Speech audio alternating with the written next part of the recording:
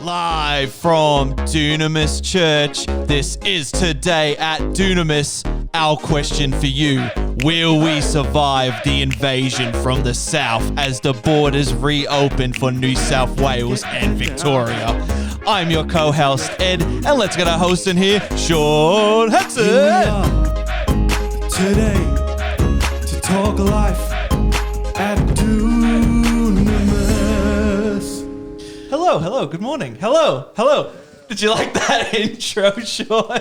The invasion from the south. Did you like that? The invasion from the south. Well, only one area of correction. What? New South Wales is already open. It was just Sydney. Oh, sorry. Yeah, so it was Victoria and the greater Sydney area. But I understood what you meant, and that's what makes it always so exciting and lively with you. Did anybody ever tell you got a great radio voice? I do. It's great. I have a face for radio too. You know what people don't realize is that you used to work when I first were getting you involved in the television area. Yes. In the Sky Racing, wasn't it? Yes, I used to work for Sky Racing doing audio operation work. So you weren't betting or gambling, or you didn't have a horsey, but you used to do all that stuff. Yeah. I used to work with pretty closely to some of the race callers. Yeah. So I got to hear all their work and their little pickups that they use and some of the techniques that they use. So has that helped you? Yes. Okay. If you need me to call a race, I can do it. Hey, here comes one. No, I can't. No, I don't think it's that good. I still think that the one of the best stories that I can remember you telling me was that big power blackout you had there. Oh, yes. They just built this new 10 million, 20, Eagle 100 Farm million. had a massive upgrade, like millions of dollars. State government's been involved with it. You know, they shut the whole course down, the track, for like over a year, just upgrading it. So it's Melbourne Cup. Big race. This is the race 8. So in America, that's like the Kentucky Derby. This is like the big race. It's about to show up. It's about to come online. They've spent all this money on the biggest LED screen in Australia. It's the biggest thing in the world. Race 8 is about to happen. The Melbourne Cup, power cuts out. Everyone's freaking out. Everyone's losing power. All the techs at the track, including me, are running around the track trying to figure out what's going on. We've lost power. Energex is like, oh, you should have told us you needed more power. So Energex is blaming us. We're blaming Energex for it.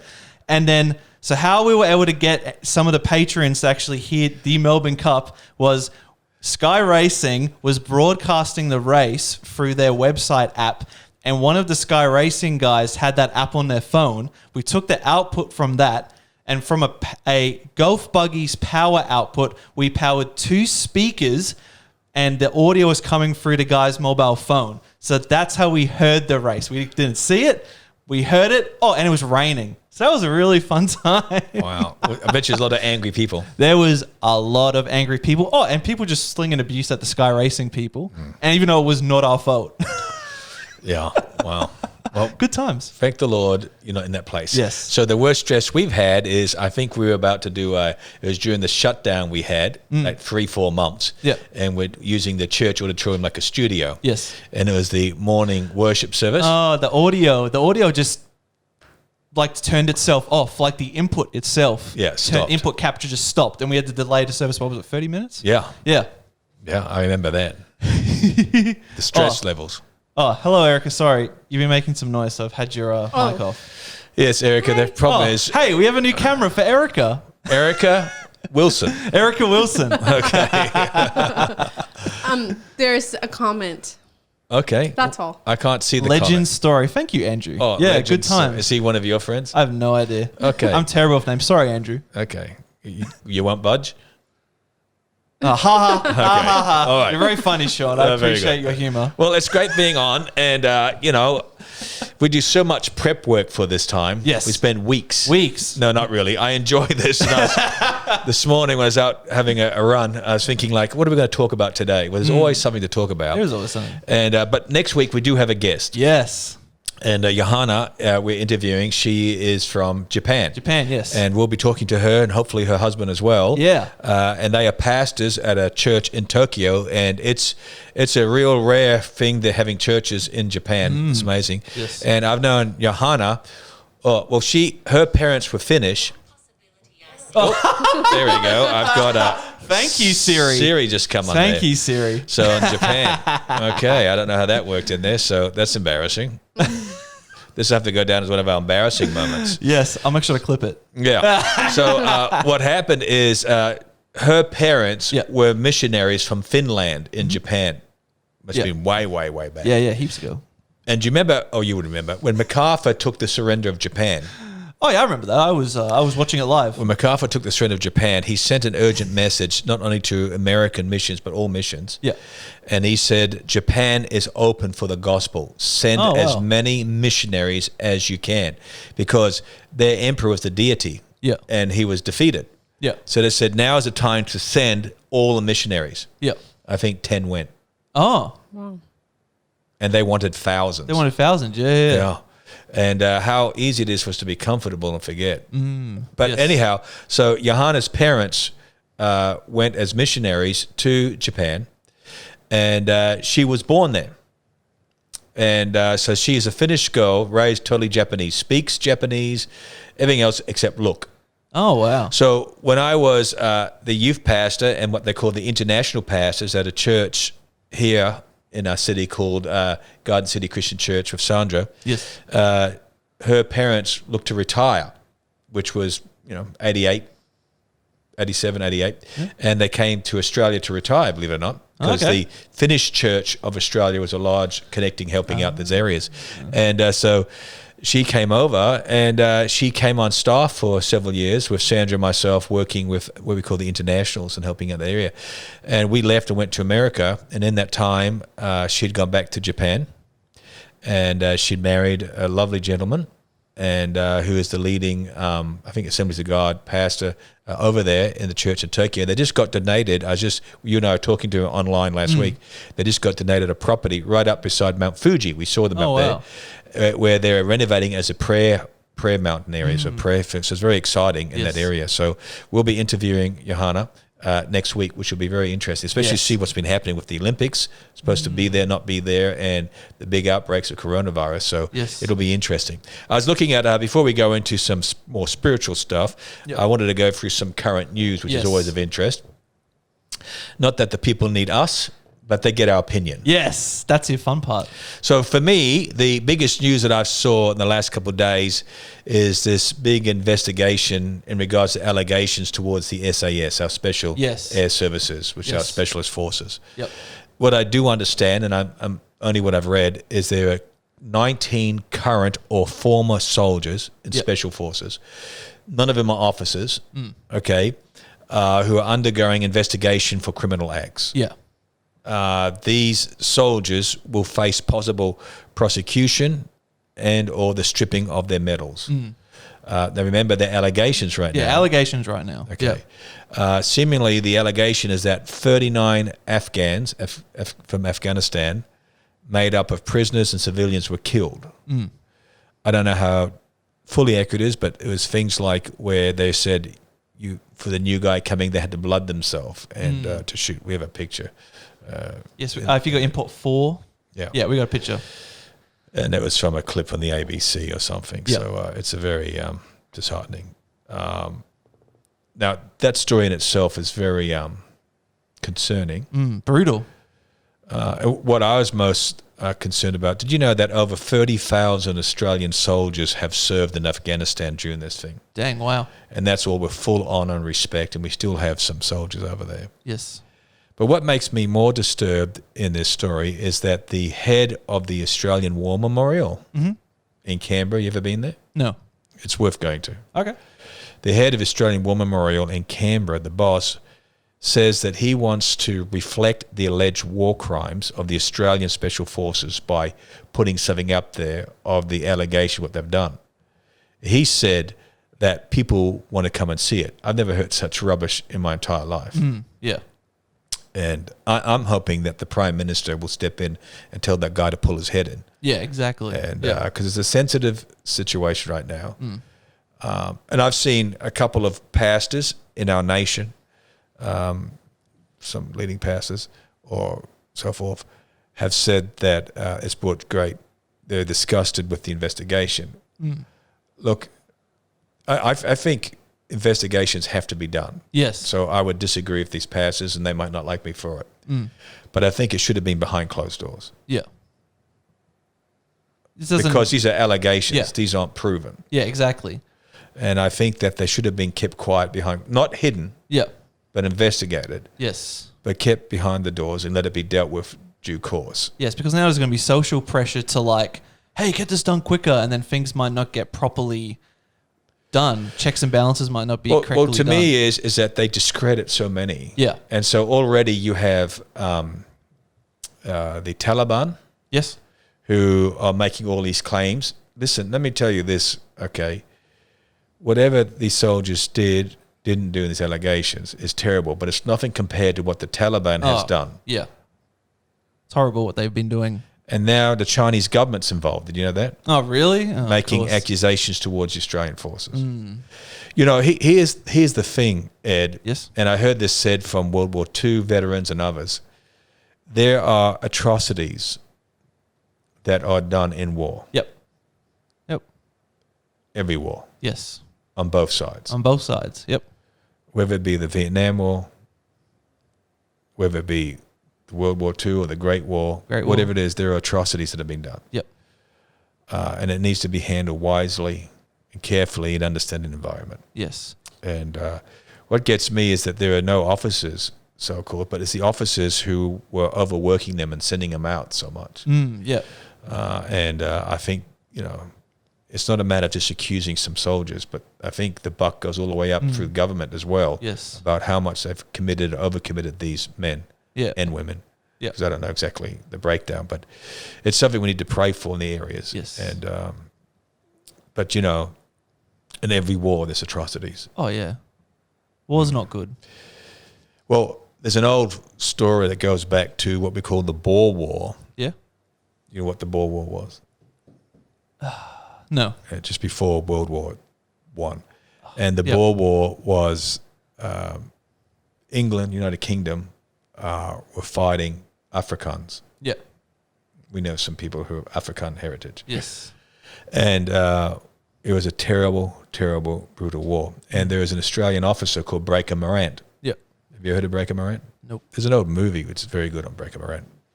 And Breaker Morant was accused by his Australian officer. He would go out on patrol, and he was accused by the English of doing war crimes. And they sentenced him to death by shooting. Oh, man. Still today, his family says the injustice and everything else in the area. So there are things that go all the way back in our history. Yes. Terrible things. Yes. And, you know, what happened in that war was a terrible, terrible thing to the Afrikaans and all the ways across. So, but there's a lot of terrible things in wars, and I'm just showing you one that's towards our Australian history, which we'd call Breaker Morant. It's worth looking up, and there's a good movie. It must go back in the 80s. You should try and look at it sometime. Okay. Breaker Morant. Yep. Especially for Aussies to understand. Yes. So, I mean, as Christians, what do? We pray. Yes. We pray for truth. Yes. We pray for justice. Yeah. And pray against stupidity. Yes. And I don't mean to be so forthright, kind of, but the War Memorial boss, that's just stupidity. Absolute stupidity. Yeah. I don't know what you think as viewers, but I think it's absolutely stupidity that they want to portray that out there. So I think it's terrible. Yes, Erica, aka Wilson. Yes. I don't think it's good to glorify wrongs done. So I don't think they should do it. Yeah. Yeah. I think that the guy in charge of War Memorial is not so much glorifying, but trying to tell you people want to know what happened. Well, it's a war memorial. It's not a war inquisition. Yeah. It's remembering those who've served our nation. Who have served, yeah. And, you know, I've been to that war memorial several times, and it's an impressive. Yeah. I tell you the best part is in the morning and about to start, they come out with bagpipes, the lone piper. Yeah. and they play, or at the end of the day they play. Well, I forget what time. There's some part of the day where the lone piper comes out, and it's such an incredible setting how they walk out and play the pipes, whatever they play. It's a very moving thing. You should try and get to go see that. Okay. I mean, there's not too much to see in Canberra, but maybe it's getting better. But that's something worth doing. Yes. Okay, something worth doing. I was also looking at the Queensland borders as the other big news story, and you gave an update to that from this morning, wasn't it? Invasion. Because yesterday it was announced that the Greater Sydney border to Greater Sydney would be open to Sydney Greater Area, because it was New South Wales but not Greater Sydney, which didn't make sense because you know, if you were a Queenslander and you had somebody in the Greater Sydney, you could like drive up to, you know, Lismore, and they could drive down to Lismore or up to Lismore, and then you two could spend days together. Then you drive back. So it didn't really make sense, did it? It didn't make much sense. No. But so our premier, because the election's over now. Yes. Our premier made the statement yesterday that all of New South Wales, including Greater Sydney, will be open from the 1st of December. And then you read this morning. That this morning now Victoria will also be open up to Queensland on the 1st of December. Right. So both Victoria and all of New South Wales. And it's been the 28 days straight, they said, of no. And that, you know, really, just changing the subject, that's great news for Victoria. Yeah, it is good news. It's great. I mean, Victoria has been our most difficult state. Yeah, they've gone through a lot of, and like insane lockdowns over there. Well, compared to the rest of the country, not the world. Well, you know, out of 907 deaths in Australia, 819 were from Victoria. 53 New South Wales. 13 in Tasmania. It's hard to believe 13 in Tasmania, a little place. 9 in Western Australia. 6 deaths in Queensland. Last time was May the 14th. The Australian Capital Territory is 3, in Northern Territory, none. Currently, there are 21 people in hospital in Australia and none on life support. No one's on life support in Australia. Awesome. But 21 in a hospital just being watched. Now, in the world, there's 59.4 million cases. That's incredible. That is a lot of cases. 38 million are recovered. And 1.4 million have died. And Erica, how many have died in the United States now? Can you Google that? Over 200 and something thousand people, isn't it? So I know Australia had 27,848 cases in Australia and recovered at 25,350. So. I mean, like it's encouraging seeing that. You know, we've had worldwide 59.4 million cases, but there's only been 1.4 million deaths. I think so Erica just put on the screen that 259,000, almost, let's just say 260,000 have died. Oh, we got to pray just God's hand on that nation. Amen. Yes, especially with Thanksgiving coming up, right? Well, you know, that's intriguing because I was reading one report. Did you read this, Erica? That the governor of New Jersey, Democrat, has said there are to be no Thanksgiving gatherings. And he just got caught at a restaurant without his mask on with his wife, 2 boys and daughter, all eating in the restaurant. And then these 2 ladies, well, I imagine are pretty aggressive, saying the injustice because it's caused a lot of bad blood. I also heard where the chief of the police or anything else for New Jersey said, we will not be carrying out the orders by the governor to fine, ticket, or arrest people for not wearing masks or for gathering in homes over Thanksgiving and not keeping distances. It's not that we're rebellious to the governor, it's just that it's impossible to do. Yeah, exactly. What are they going to start knocking on people's doors on Thanksgiving? Well, seemingly that's what they wanted. Oh, really? Yes. Oh, my goodness. Yes. Jeez. And it's really horrendous. And so they're just saying we cannot do it as law enforcement. And what's happened is they were saying, now, Erica, you're from America, you might have some news on this one. I heard it said that they said cancel Thanksgiving across America is what they've been trying. Oh, my goodness. That's only the Democratic people. But what's happened is I think I heard that where the airline industry is packed out with people who are flying, because the American Thanksgiving, which is the 4th Thursday in November, which is this week, right, Erica? Yes. So happy Thanksgiving for Thursday our time, Friday. Thank you tomorrow. Yes, happy. Yes. So what does Thanksgiving mean to you as an American? Well, I'm going to put it very simply and not address the potential offenses that are the reality of Thanksgiving. But for me, it is a time to be grateful and to be with family and celebrate having a good life. And, when Sandra and I lived in the United States, in Texas, Yep. we had 3 Thanksgiving dinners. Oh, nice. And the last one we did at our own home. Oh. And it's quite amazing because neither Sandra and I had ever cooked a turkey before. and I can cook a whole lot better now than I did then. Oh, that's good. That's good to hear. So it's like a butterball turkey. Do you remember those, Erica? Butterball turkeys is this big famous one over there. So I said to Sandra, let's do a turkey. We had Tom Moffat, family coming over, and there's a Chinese pastor called Ezekiel Chung, and others was in town, the senior pastor's wife, so we'll do it at our house. Yeah. And my wife said, well, I'm not going to do turkey. I said, well, I will. So I went out and bought this big turkey. And I bought an oven bag, and I worked out instructions how to do it. Yep. So I got it, brought it home, refrigerated it. And when I came back home that evening, my wife had taken it back. Okay. What? And gotten a smoked turkey, so we didn't have to do it to it because she said, I don't want the pressure of you trying to cook it and not doing it. So that was my experience. But I have a photo. Too bad I don't have it here, but I do have a photo. I got to find it. Obviously, that Thanksgiving in America. So it's a very family thing. In some ways, I'd say, Erica, it's better than Christmas. Only in the context that it's not as commercial with gifts and everything else. It's about food. Except the reality is that it is like Christmas because you celebrate with the side of the family that you don't live with. So like you would celebrate Christmas at Thanksgiving with the family you're not going to be with for Christmas. Right. So it's like So both like ends. But in-laws as you say, or it's outlaws. not as commercialized, which is really nice. Yes. And except on the next day, now this is what's funny because on the Friday, from midnight on Thursday, they call it Black Friday. Oh, the sales. Yeah. Now, I've noticed the last 2 years, 3 years, they now say Black Friday sales here.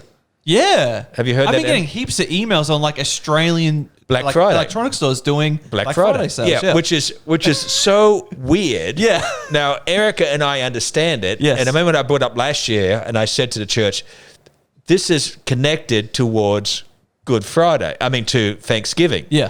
And it is absolutely stupid that we are doing it because we don't have Thanksgiving. Now, in Canada, they've already had it. They celebrate it in October. Yeah. So, Kath and Jeff Charlesworth, Yes. everybody celebrated it. Yeah. So the fact of the matter is that it's totally different. Now, some of the American foods, Ed, are totally different from what we're used to. Yes. Can you think of an unusual American food that have at Thanksgiving? Oh, an unusual food. Pumpkin pie. Right. So, but the great Yeah, I news got it is right. with Costco, you can get pumpkin pie. Oh, really? Yeah. The other one is pecan. Pecan. Yeah, pecan. Pecan. Is that like a We Star say Trek pecan, reference? pecan, not pecan. They say it differently. Pecan pie. Okay. Now, the other thing is, they do this other thing, right, Erica, to where they have the dessert and they have like these tiny marshmallows that are like burnt on, cooked on, like melted on. It's a sweet potato casserole with marshmallows on top. Sweet potato casserole. So Or yams. it's savory. And they have those really little tiny marshmallows that are cooked on top. It's not savory though because sweet potatoes are sweet. So it is a savory. Well, sweet potato but for it's us sweet. is not sweet. Yeah. So would you have that for dessert? No, you have it as a side to the main. There you go. Oh, my So that's what the heck? I'm saying. See, there's a contradiction there, Erica. Okay, Wow. so it's sweet potato. You know what sweet potato is? Yeah. And that have marshmallows cooked on top. Yeah. What the heck? And you know what we call jelly? Yeah, They jelly. call Jello. Oh, what? And they would have that with their main meal. No, we'd have cranberry. I've been in America where they would have Jello with the meal, not as Oh. a dessert with ice cream. Yeah, okay. How did you do Jello? Well, we personally didn't have Jell-O, but we had cranberry. Yeah, I know that goes Yeah. with turkey and, Yeah, and ham. But turkey. we my family wouldn't have Jell-O. In Texas, okay, so what is your understanding in America what Jello would be used for? So there's like this sweet fruity salad that has marshmallows and which goes with Jell-O your main in dinner. it. You would, yes, Yeah, not technically desserts. have And that's it right. with See, your main. that's twice I rest my case with Erica. Whereas over here, marshmallows would be a lolly. Yeah, candy, yeah. And over here, Jell-O would be with ice cream. Yeah, exactly. And so when I said to Americans, we would eat Jell-O/jelly with ice cream, they looked at me in disgust. All right. And like they would have pancakes Yeah. for like supper or dessert. And I said, we'd have pancakes for breakfast. breakfast, But they said, yeah, we'd do both. Oh, what? Now, the funniest thing there, I can remember the first time I went to America, is they had this cafe restaurant. Yes. Like when you become an American, they say it's a place where you end up, not a place where you choose to go to. It's called Denny's. I've heard of Denny's, yes. So if you say, let's go to Denny's, my friend Tom would say to me, that's not a place you go to. It's just a place where you end up because everything else is closed. Yeah. But in this place, you would have bacon and eggs Yes. on pancakes. What? Yeah. It's called the big breakfast, or big classic breakfast, and they'd have it on the air. So you'd have the soft eggs sitting on the pancakes, and then you'd have the pancakes, just a couple high, and you'd have the eggs sunny side up. Yes. And pour maple syrup over the eggs, the pancake. What the And there'd be a heck? blob of like butter cream looking thing over the side. It sounds terrible, but I got to tell you something. It tastes really good. Okay. Man, you guys are weird. I'm the only sane person here. But going back to the coronavirus in the area, so Thanksgiving is a big holiday, right, Erica? And which is a blessing. And would your family be getting together during this time in America? Yes. And my mom is actually going to wear a mask. She communicated that to protect people who are at risk, because apparently COVID is in my hometown right now. Uh-oh. So. Weren't you going to go to America in general at this time if COVID wasn't happening? Was that? No, it's gone. It was a couple of months ago. Absolutely. Were you going to be there for Thanksgiving, were you? No. I It was don't a couple of know. months ago. Your sister's Well, wedding. it would have been August, yeah. August, yeah. But I wish. So Yeah. what's the name of your Laverne, isn't it? Yes. Yeah. And the town of Shirley's next door, right? You don't That get joke that, do you? never gets Woo, old. right over the head. Laverne and Shirley. It was okay, don't worry about it. So the town of Laverne, how big is that town? It's only a little town, isn't it? 1,300. 1,300 people. Dang. Do you even have a Walmart in that town? Nope. No. The nearest Walmart is 40 minutes away with the McDonald's. Oh, wait, and the McDonald's Sonic. isn't located there. No. Dang. We don't have anything 24-hour in my actual town. Dang. In America, especially Oklahoma, you can judge the size of the town whether or not it has a Walmart. Or McDonald's. No. Oh, really? And Oh, it's then just a you Walmart. judge it if it has a super Walmart. There's which a is real super Walmart? There's a super Walmart and a Oh, my Walmart. goodness. So if you find out, first of all, does your town have a Walmart? Yes. Is it a super Walmart? Yes. So then all the young people on Friday nights that hang out there. Except I actually just looked it up online because I was curious. Our Walmart used to be 24 hours, and due to COVID, they have different hours now. So I found that really interesting. So they no longer do 24 hours. You think that's because of COVID? Well, speaking of America, since you're on the subject, not directly but indirectly, Yes. the current President Trump Yes. has not acknowledged he's lost, but has said the transition team is to go ahead, including his own team, with relating towards the new president-elect Joe Biden. Joe Biden, yes. To start working. So I don't think President Trump may ever really say he lost. Yeah. Hillary still hasn't lost. Okay. And but he has at least started this, and I think that's a positive thing. Yes, Now, yes. let me be honest up front. Yes. And to those who might not like me, I'll just help you out. All right. I did want President Trump to win. Yes. But let me tell you what I didn't do. Prophesy. I didn't prophesy he would win. Yeah. I just said, I hope he is. I think he will. Yeah. Now, he got like 70 million votes. Biden looks like he got 80 million votes. Yeah. Okay. And I'm hoping that Trump will run again in 2024. Yes. I don't know. But I am concerned about some of the vendettas of certain groups of the Democrats who want to deal harshly with Trump and his people who supported him. Yeah. Because that's a lot of people, 70 million people who supported Trump. Yes. And, I did hear Joe Biden says he doesn't want to pursue anything. Yeah. But I have heard in particular that very left-wing group AOC wants to do all sorts of things. Yes. So I'm just praying for wisdom there, and I'm also praying that the Republicans hold the Senate. Have you heard any news on that, Erica? The Republican held the Senate, so they're still waiting for that outcome, right? So it comes across. Erica will look online and find out for us, so it comes in good. But yeah, so that's a really interesting thing. Yeah, I mean, They did the Dow, which is the stocks, hit an all-time high. Yeah, I saw that too. Yeah. All-time high, and President Trump has said to do with his leadership, which I don't doubt. Yes. Because a lot of it is connected with the COVID thing. Yes. And you have to admit, even if you're a Democrat, that the president worked really, really hard for this COVID antidote to be done. Yes, and for the economy. Looks like in the new year, will be coming out. Yes. Now, Qantas has said that it wants to bring into its policies that anyone flying internationally on Qantas would have to have the vaccination. Oh, yeah. How do you feel about that? Let's see. Are you pro-vac or anti-vac? So, sorry. Jeez, Erica.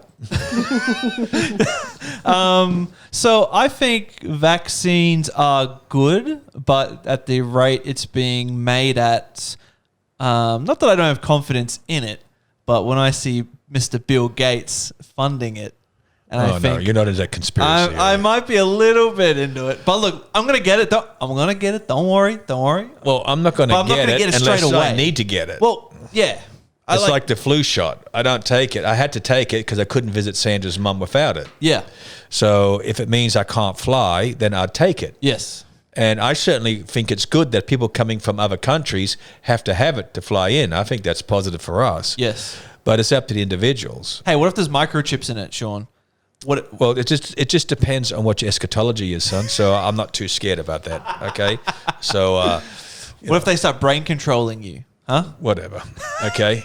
I have a renewed mind in Christ. Amen. Yes, so amen. I do it that way there. But the fact of the matter is that I saw that there, and you think it's done too fast. I don't agree with you. Yeah. If that's allowed. No, you can't disagree with me, Shaun. Tough. But the fact of the matter is I believe that in any act of war, and I see the COVID pandemic as a war, yes, there are advancements. Yes, of course. And if you looked at World War II and even World War I, the technical advancements. So in World War II, yes, you know what was discovered in World War II or found? Atomic weapons. Yeah, nuclear. Yeah, or atomic. They're called atomic. Okay, atomic bomb, nuclear. Radar. Yes. Okay, jet engines. Yep. Helicopters. Yep. Okay, all these things were brought in, and that's not counting guns. Okay, and cannons, everything else. Were all brought in through the war because they expedite it and get it going. Yes. And with the COVID area, it might seem short to others. It seems it's taken a long time, but it has been expedited. Well, I look at the transporting upgrades that's been happening, like with cold storage transport, and that's cool. But I also do think, like, are we moving too quick? No, we're not. We need to get it going there and save lives. Now, you take even one of the great tragedies of this war is the amount of people who are amputees. Yes. And in every war, the technology for supportive limbs is advanced. And right now, the technology in supportive limbs, we know Stephen Lobb, the technology he's now getting for limbs is way advanced because of the longest war we've ever had in history, which is the Afghanistan war. Yes. And the advancement in those limbs is way more up. So these things do happen. But, I believe that God, just like penicillin was created by a Christian. Yeah. Okay. I believe that God does give us wisdom and insight. And I think it's a positive case. Yes. Whether it be from here in Australia, University of Queensland, or whether it be in, is it Oxford University in the UK? Yeah. I don't know where it is, all the areas, but as long as it is there, let's get it done. Yes. I don't believe the Russian one. Oh, yeah, no way. Nothing's happened on the Russian one, they just wanted to get in there. So, But anyhow, we just pray overall. I do believe that the Australian dollar is way stronger now. It's touching up to 73 cents. Yeah, let's go. When Trump was in his top, the Australian dollar is down to 68 and 67 cents. Yes. So that's good for us. You know what? I'm pro-Biden now, just because of that. because our economy might go up. Yeah, let's go. I can't. It's going to be interesting to see. I mean, there'll be a lot of nervous Americans. Hey, cheaper cars, right? Doesn't that mean we'll be a cheaper? Well, cars speaking of here? cheaper cars, what did you think of the United Kingdom Prime Minister Boris? Good old Boris Johnson. Now he said, to me, it's so silly. Yes. He said that within 10 years, by 2030, Yeah. in United Kingdom, 2038. all combustion engines, diesel, petrol, will be banned. Wait, all new vehicles. Is will not is be that banned. from the capital or the whole of the UK? Well, I understood that. Maybe Eric can look it up there by Boris Johnson. But I understand that sales of petrol, diesel engines, brand new cars, not old, but brand new cars will be banned. So that'd be across all of the UK, as far as I understand. Oh my goodness. And by 2035, hybrids will be stopped being sold. Oh. And then if you have an existing combustion engine, the taxes will be getting heavier and heavier and heavier, like they do here on smoking, Yes. to make it to where it's just unaffordable. Yeah, because I mean, I understand, like, there's the whole EU 2050. Yeah, and then UK. Yeah. So it says there's a ban on new petrol and diesel cars in the UK from 2030. Yes. Now, the amount of money that have to be spent on infrastructure would be phenomenal, and charging not only outside but in your home. Yeah. What happens if you have a petrol car? What are you supposed to do? It's just, it's obsolete now. All new vehicles only will be stopped. So you can still have your car, which is 10 years old, but they'll hit you on taxes, like for your registration, Yes. to where it'll be just too expensive. Yes, like a carbon emission tax or Like what they do on cigarettes. Yeah. You know what I mean? They charge so much in those areas. So Yes. it's all. So I just don't see how that's going to be a reality. I'm going to tell you, I don't believe that will happen. Yeah, I don't think it's happening too quick. They don't have the infrastructure support or the technology or abilities. Yep. But I can tell you, as a result, Tesla, Yeah, Tesla. the founder, Elon Musk. is now supposed to be the second or the richest man in the world. He is wealthier now than your friend Bill Gates. Yeah, but not as wealthy as the Amazon guy. So I said second. Yeah, second, yeah. Jeff Bezos. Yeah, Bezos, that's it. And yet I can't see that company's been running at a loss ever since it started. Yeah, something like that. I'd love to run that company. Yeah, man. It's a loss, but he's the second richest man in the world. Yeah, man, How it's does that great. happen? So Hey, he's a smart man. another part of the news I read, Yes. Ed, was this, going back to Queensland. Yeah. Of course, they did say that the Premier said that she is hopeful that by, the 1st of January or something, South Australia will be open. Or what did she say? She said she will review at the end of the month. Yes. Which must be the end of November or December? What, like I don't know. 2-3 days? So she did say, let me see if I can find that story. Queensland will review borders with South Australia end of the month, so end of this month. Yeah, so yeah. it is still the end of this month. Yes. And what's supposed to have happened in South Australia, thankfully, hasn't happened. Yes. And hasn't been anything as major because they found people at a pizza place were running 2 jobs and were lying. About Be that. careful of the pizza. Oh, classic Australia. Yeah, classic. Why would you want to lie about pizza and everything? I don't know. Yeah. Now, this is an interesting story I read as well. Yes. And it has to do with the rentals in Queensland. There's people who are renting. Ooh, yes. And I read this article in the Courier Mail. It said 15% of renters in Queensland, that makes up for 210,000 people. So when you say 15% of renters, doesn't sound like much. But when you say in the state of Queensland, 210,000 people who rent are in rental debt. Yes. And let me define what that means. It means that they lost their job or hardship came. Mm-hmm. They couldn't get a reduction in rent, but they had it added up and deferred. So now they got a job. They not only have to make rent, but they have to make up for this debt. Yes. So they were saying that they believe that we're going to have a major eviction coming in because September the 29th is the end of the Queensland eviction notice. Yes. So since September 29th, they stopped that.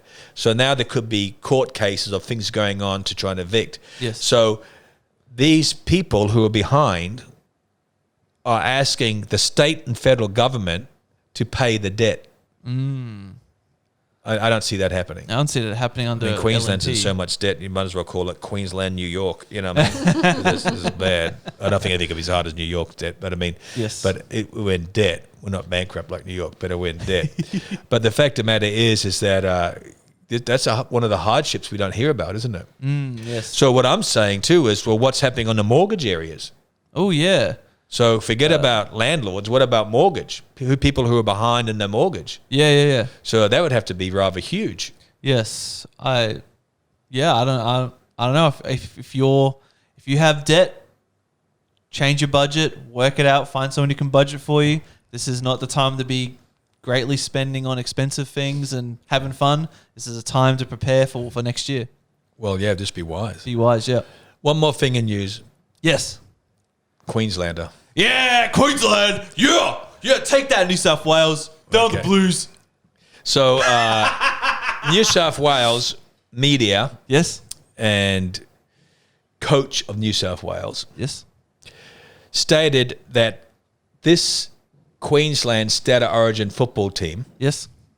was the worst Queensland team ever in history. Oh, yeah. How did the New South Wales lose that?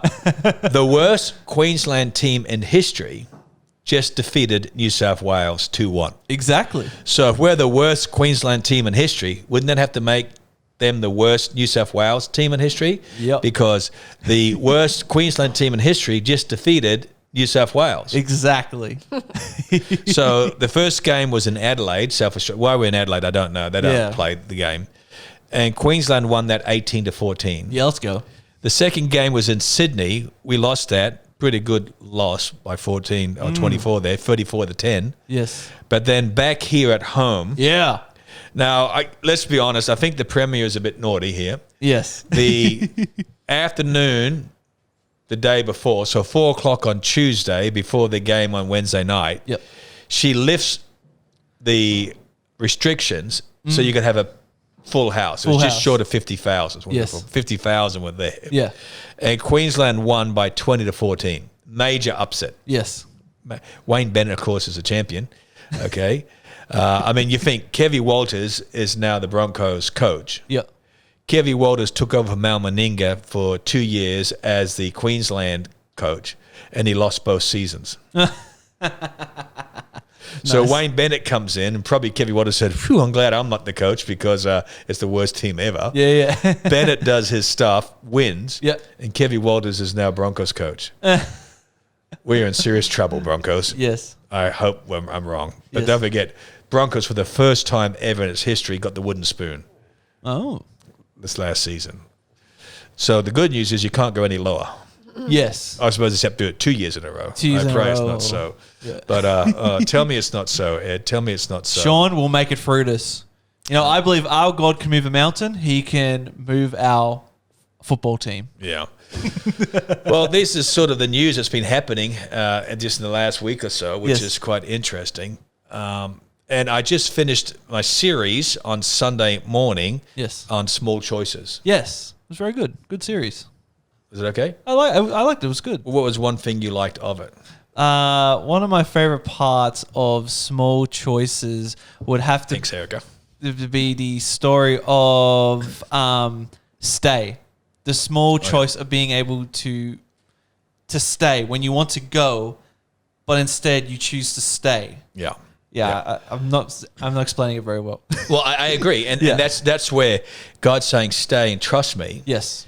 But we can't do that. I mean, it's like Abraham. Yeah. Okay, where he comes into the promised land, and everything's good when everything is good. Yes. But then when he experiences in the Negev, which means hardship, hunger, or actually means hunger, Yeah. whether that is a famine or a pestilence, whatever else.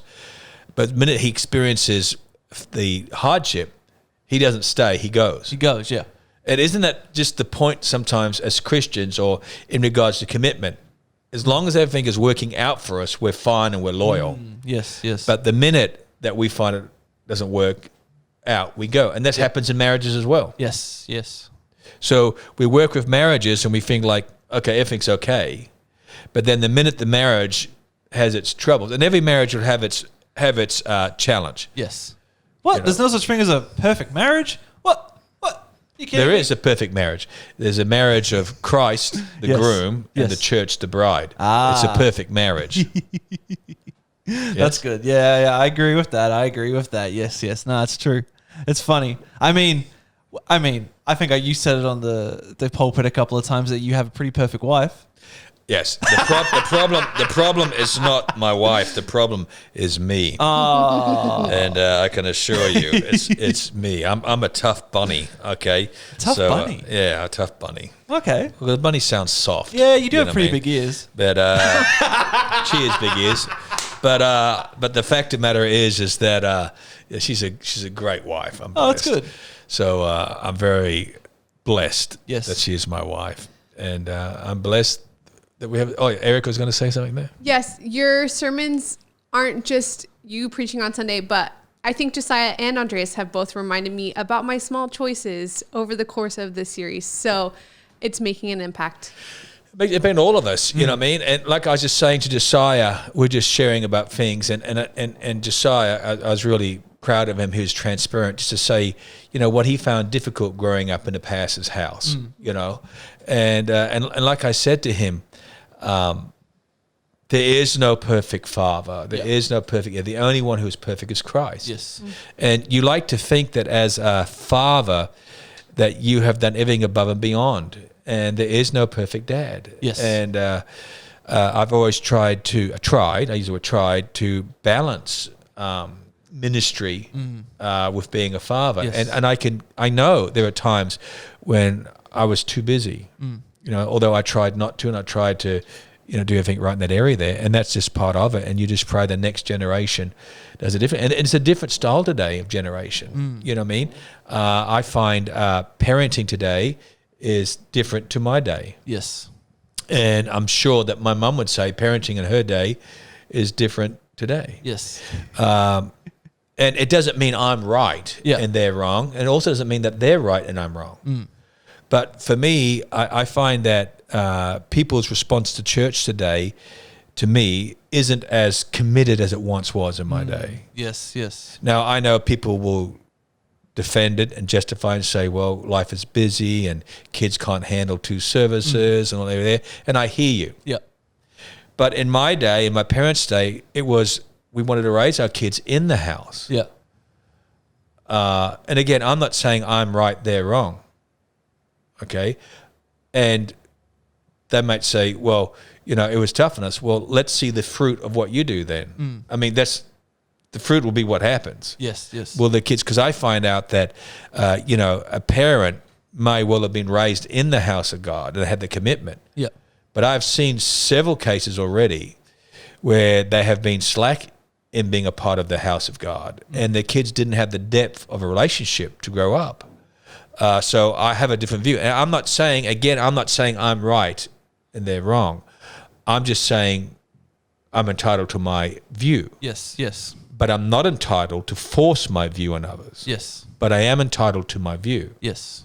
And that's how I see things. Yes. And, you know, I got saved as a teenager. So, and I wanted to be in the house. And Josiah didn't have a choice. He was here in the morning and the evening. He was here at prayer meetings. And, you know, we started the church when he's 18 months old. Yes. Now, I have no doubts, you know, sometimes it was difficult for Josiah. Also being an only child. Yep.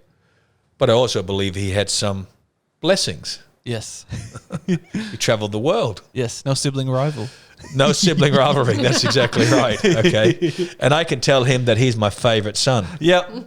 Hey, my mom tells me that too. I'm like, Yeah. I'm your only son. Yeah, that's right. But, you know, and this is the thing, it's decisions. And, Yes. and, you know, every generation will be judged by its children. Yes. I do know that my son had it better than I had. Yes. And I pray that his son will have it better than even he had. Yes. And I think it goes on getting betterer and betterer. Yes. Betterer and betterer. Pastor Eddie would say that. Betterer and betterer. It's a great word. I like this statement I shared on Sunday, and it says, when you can't see God's hand, trust his heart. Yes. It's good. When you can't see God's hand, trust his heart. And there are always going to be occasions in life where you can't see God being manifested or God doing something. It's like, why aren't you? It's like the Apostle Paul. You know, he says 3 times he asked God to remove this thorn inside, some sort of illness or sickness, and 3 times God said to him, No. he didn't say no. He said, "My grace is sufficient for you." Okay,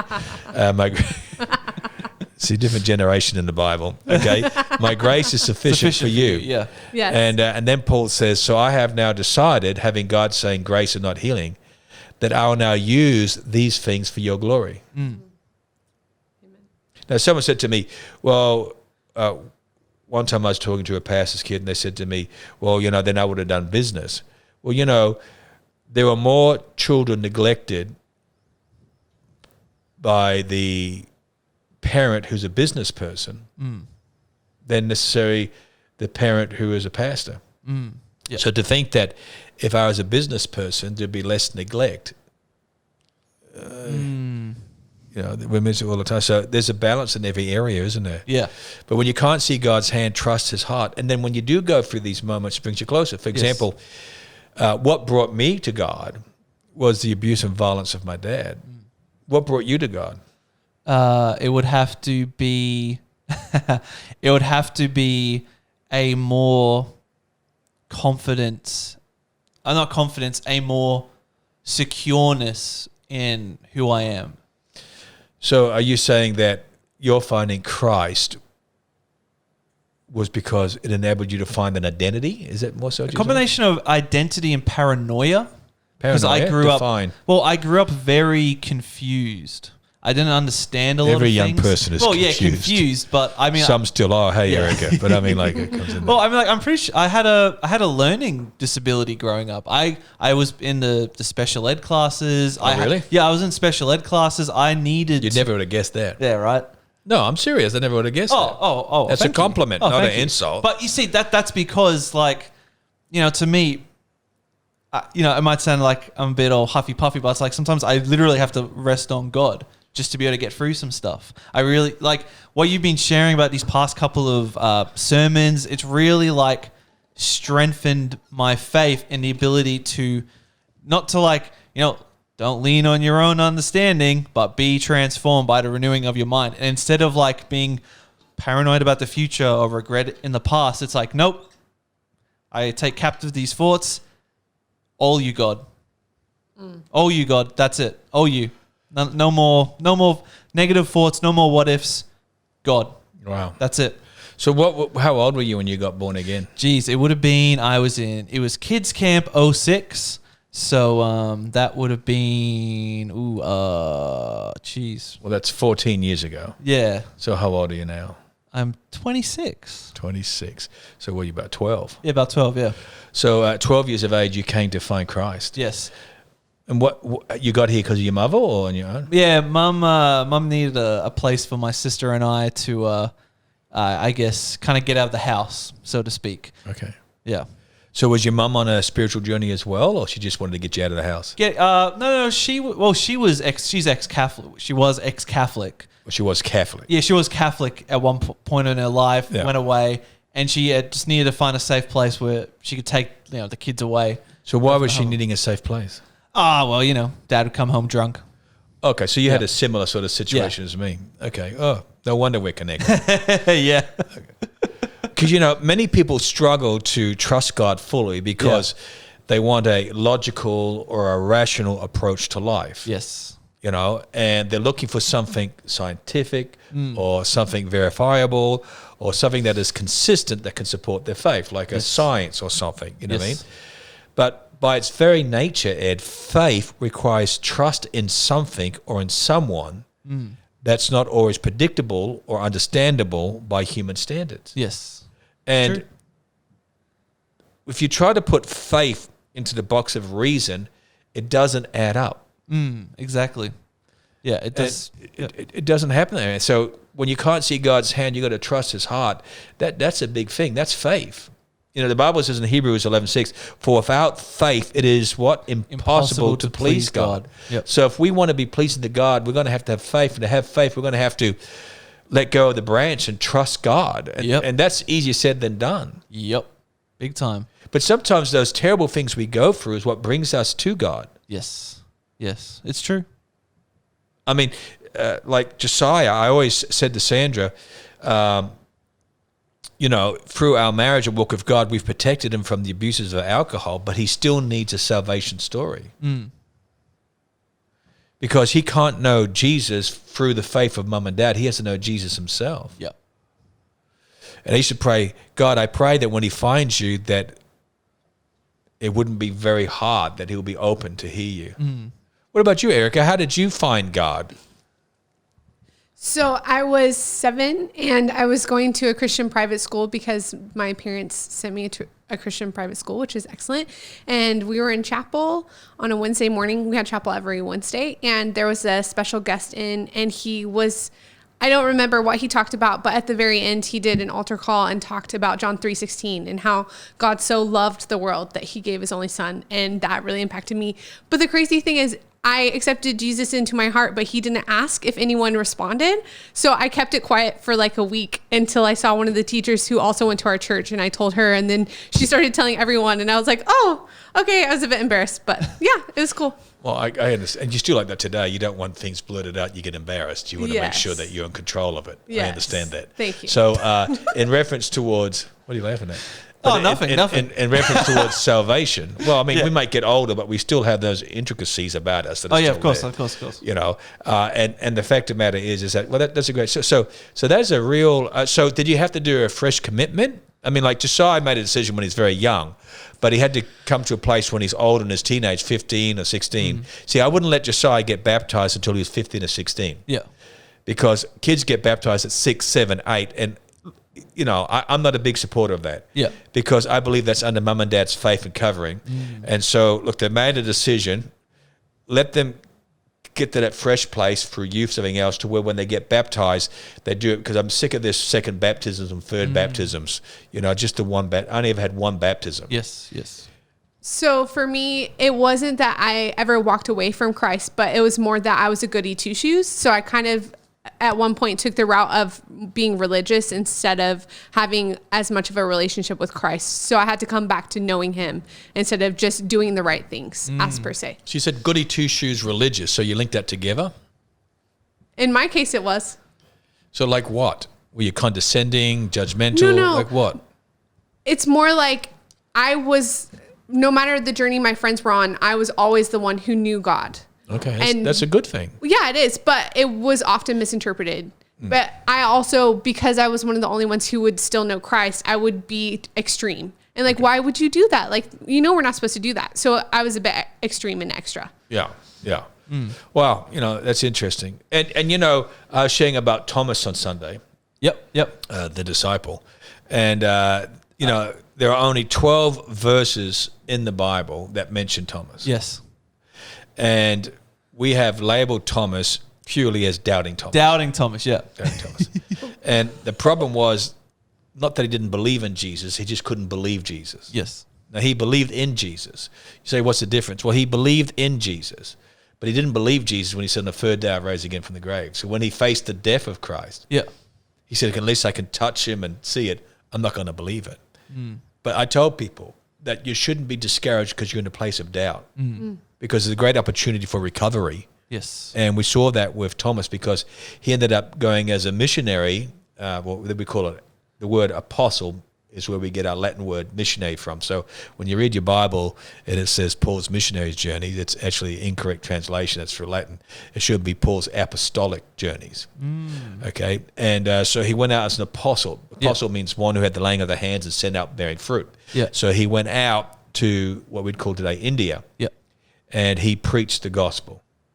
And as a result, the Hindus at that time threw him into a burning fire twice, but he didn't die, like Shadrach, Meshach, and Abednego. Yeah. And they pulled him out and speared him to death.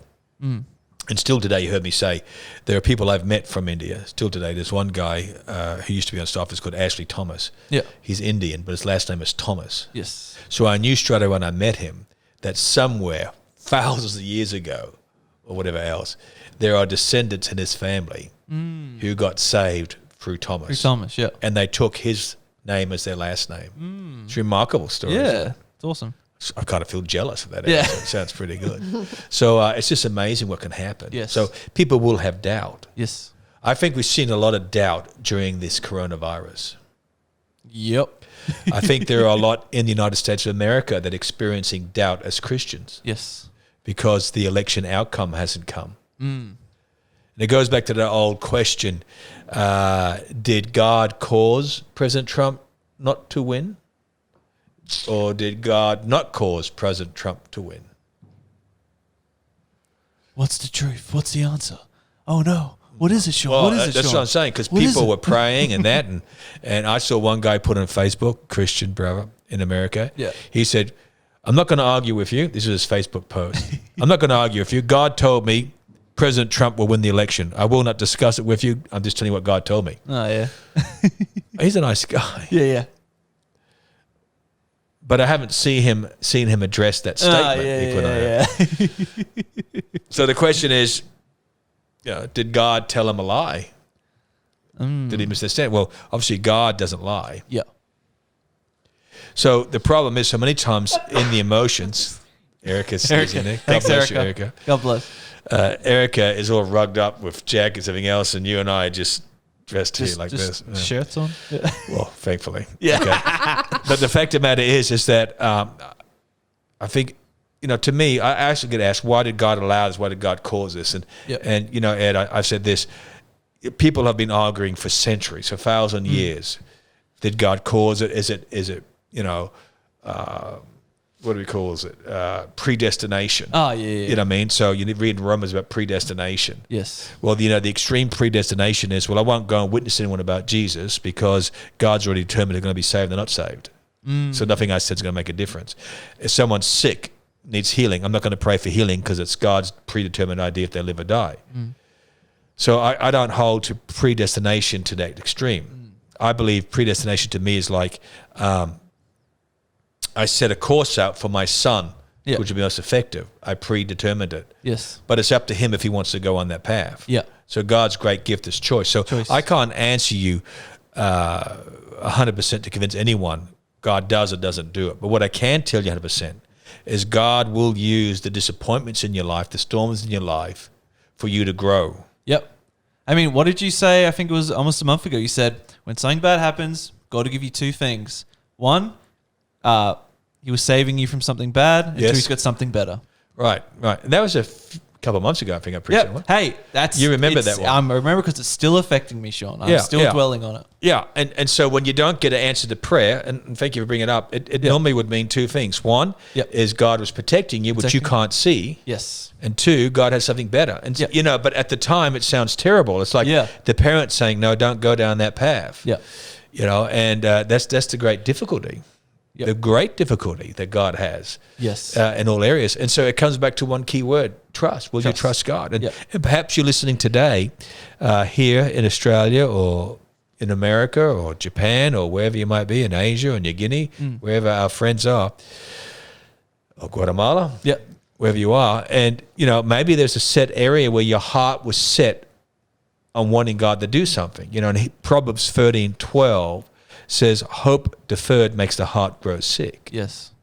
But a longing fulfilled is a tree of life. And when you see, the problem is so many times is that we see our relationship with God as being nothing more than like a genie or a fairy godmother, where you rub the lamp or you sprinkle fairy dust and all of a sudden you get your wish. But God's not in that magical sense. Yeah. He's our savior. Yes.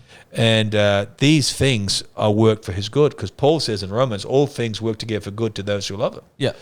And even the worst things. So when Paul had that, whatever it was, the thorn in the side, he said, I in my weakness, or I in my pain, will proclaim Christ. Because when I am weak, then I am strong. Yes. So if you are disappointed, then it comes through. I found even preaching, Ed, sometimes, that when I felt the most excited to preach, I sometimes find I preached the worst.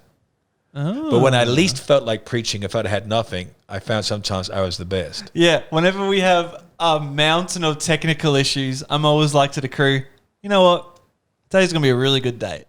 Right. And that's because it normally does, we can't depend upon our ability. Yeah. And sometimes I feel like God permits the rug from underneath us to be pulled, Yes. Yes.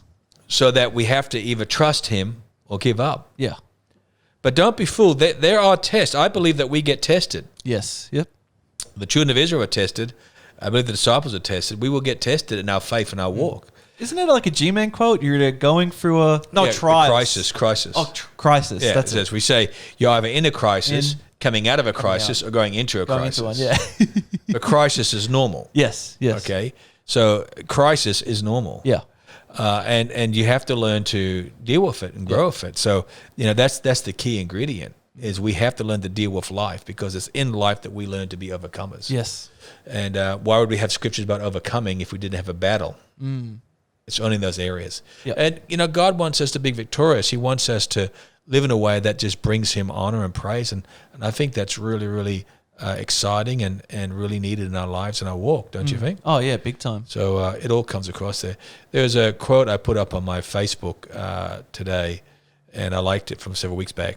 Walt Disney, Walt Disney who created, invented Disneyland / Disney World. Mickey Mouse. And he said this: the way to get started is to quit talking and start doing. Yep. And it says, start a discipline today that will change your story forever. Yep. Just start where you are and just take that first step, just one step. Yes. And sometimes when people lose momentum or joy or purpose, they just give up. And the whole key is you've got to start. Yes. You've got to start. Just take that step. You've got to start. Don't be scared. Just take a start. And just start something. Just commit. And that's what happens. Yes. Well, it's been so good having everybody with us today. Yes. And I look forward to next week when we'll have Sister Johanna from Tokyo in Japan. Yep. I don't know if she'll be in Tokyo or over beside Mount Fuji, but somewhere around that area. And we'll be looking forward to talking to her. And just remember, friends, just keep your faith in the Lord. Yes. There's a lot of distractions, a lot of things that wants to get your attention. And even as we're coming into the holiday season, there are a lot of things that we can get emotional about. Yep. And because it's a time when we connect with family, and sometimes that can be a little stressful. But we want to pray God's peace and favor over all of you. And just always remember the reason for the season. Jesus. Jesus. Amen. Yeah. Say it again. Jesus. Jesus. Give me a J. J. E. E. S. S. U. U. S. S. What's it spelled? Jesus. Who do you love? Jesus. Who do you serve? Jesus. There you go. Makes me feel like the old days. The Lord bless you. You have a great day, great week. I look forward to seeing you. Sunday is Shane is speaking at the 8 a.m. Yep. My wife, Sandra, is speaking at the 9:30 a.m. And I am speaking at the 6 p.m. 6 p.m. Yes. I'm speaking on a subject, the story of Booker T. Washington. And a great story of this man and how God used him. Yeah. Oh, nice. Take it away, my friend. All right. Goodbye, everyone. See you later.